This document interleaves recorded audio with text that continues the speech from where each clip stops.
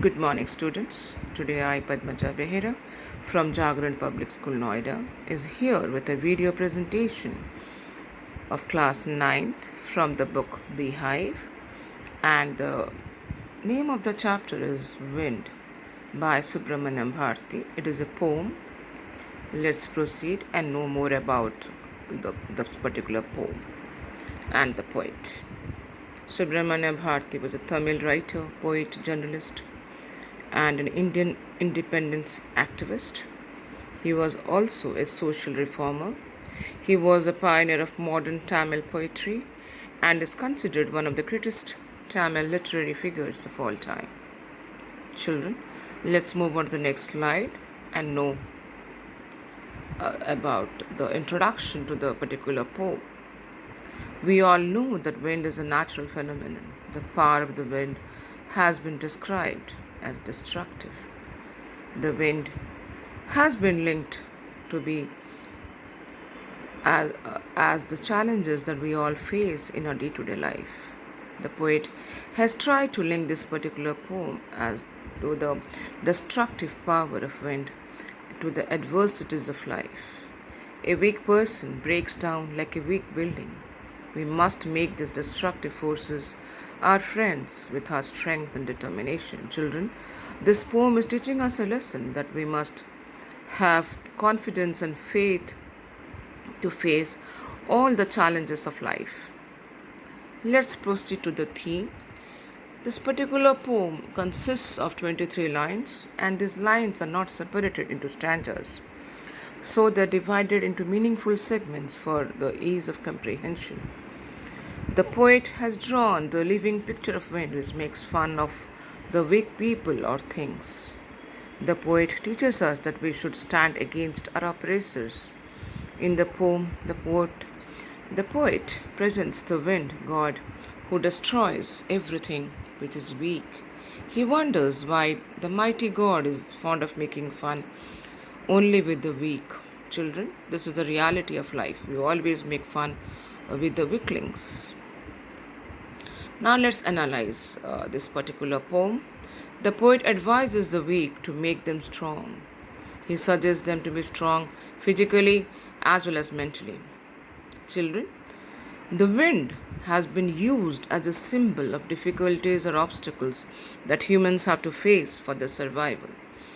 The poem can be summarized in the following ways to prove the fact represented by Subramania Bharti. Now, children, let's analyze this particular poem with the violence and destruction that we see today. The poet requests the wind to blow gently, but it does not accept the plea. The wind blows violently and causes destruction. Now, children, let's proceed to the next slide and see the result of the wind. The wind breaks the shutters of weak windows. It scatters the papers and throws down books on the shelves. The poet has regarded wind as a god. He says that he makes fun of the weak persons and things. The fast blowing wind destructs or causes destruction to weak houses, weak doors, and weak bodies, weak human beings. The poet has tried to suggest us to build strong houses and strong doors, which suggest also that we must be strong inwardly. Mentally and physically and emotionally, we must be strong people. We must be healthy physically and mentally. It will help the wind to be friend. To sum up the poem, the poet expects that people with strong mind and physique can definitely face the obstacles of life. Children, let's move on to the summary of the poem. The first part of the poem describes the action of the wind. The poet asks the wind to come softly. He requests the wind not to break the shutters of the windows, not to scatter the papers and throw down the books from the shelf. But the wind has so much power that it throws the books and tears the pages. The poet says that the wind makes a mockery of weaklings. It brings down frail houses, crumbling doors, rafters, and even weak hearts. It crushes everything that is weak. Children, we all must be mentally, physically, emotionally strong, otherwise, we will be bullied everywhere. This poem is teaching us a nice lesson that we should be strong. Only then we can save ourselves from the wind, that is, the adversities and challenges of life. We should build strong homes and firm doors. Our bodies and hearts should also be strong. It is the way of the world to kick the weak and to be friends with the strong. The wind blows out the weak fires, but make the strong fires roar and flourish.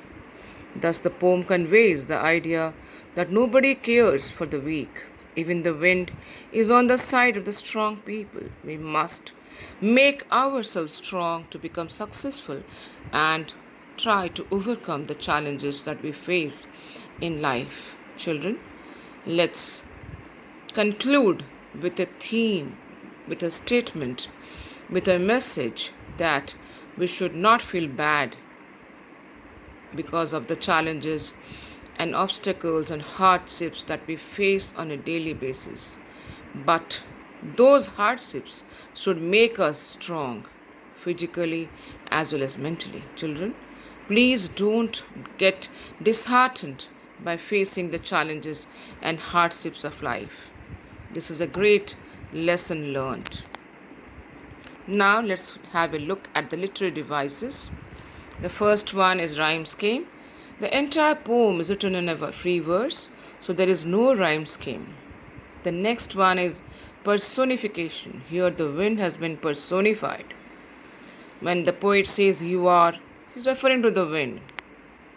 Repetition. Crumbling is repeated many times to lay emphasis. The poet wants to say that the wind crushes everything that is weak. That is why he repeats the word crumbling. Now the next one is alliteration. The repetition of the consonant sound, that is close connection. Wind, winnows, won't, want. And look at the symbolism. Symbolism means that the thing refers to some other thing, and wind has been used as a symbol to justify the challenges in life, the adversities that we face in life. Children, I hope you enjoyed watching the video, same as me making it. Please try to read the poem thoroughly. Thank you, children.